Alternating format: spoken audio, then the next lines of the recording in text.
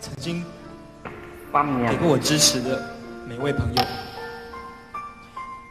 其实我常常觉得我自己是一个很软弱的人，我都会觉得没有出路，很想放弃。Thái Ban cho cũngไม่có ăn dùng gì.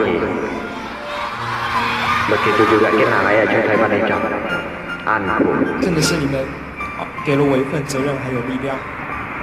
让我能够今天站在这个地方，一直撑下来。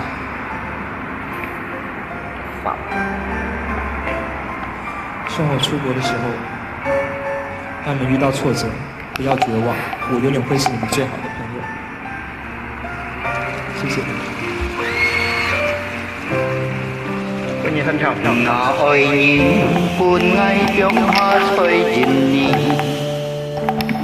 chút đều thôi bàn hành kín hết sống to kỳ anh ăn có biết nhất chi kèn hầm ngày nhóm ban có xăm nhân hy mong xăm nhân chi kèn trong nhất chiến thái phung Thằng nhìn con Thái Ban cũng cho ăn họ cho mày sống chiều mày tóc ban ngò trời ngã sinh ly xiang tao ngày bởi chú theo Thái Ban trò chìm tiền bốn chen chân nhìn đi cả nhí kẹt có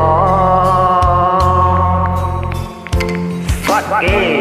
mồ diêu giết nhiên mơ sống nghi mùi nhịp phù cha mong hi nhị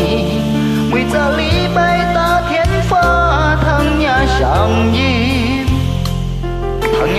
diêm ăn xiêm chào cả nhị con pha con đều kéo đèn sắm nhìn chân lấy trắng hiếu cả nhị liao nhị ơi cháu cô nhà xin tim mô tăng tim ngay ali ngài cái cánh yêu trai ali chiếm thu lại chi cho đi theo muốn nhi chiến sĩ tim mê ăn dùng chi vì mong nhi đi ngã cái tim đi tội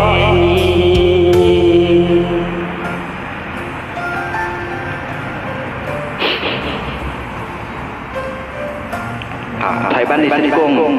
và hãy ăn khổ bởi hạ linh tâm phải ở trong Thái Ban đi xin cung 希望我不在的日子里面，你们都能够好好保重自己。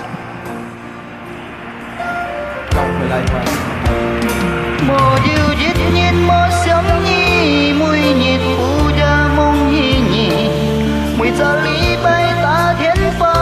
thằng nhà sáng diêm ăn xiêm chào cả nhị con pha con đều kéo tên sắm nhân dân lấy trắng hiếu cả nhị liao nhị ơi cháu cô nhà xin tim mô tăng tim ngay ali ngài cái cánh như trời ali thiên thu lại chi cho đi theo tung bốn nhi chiến sĩ tim mê ăn dùng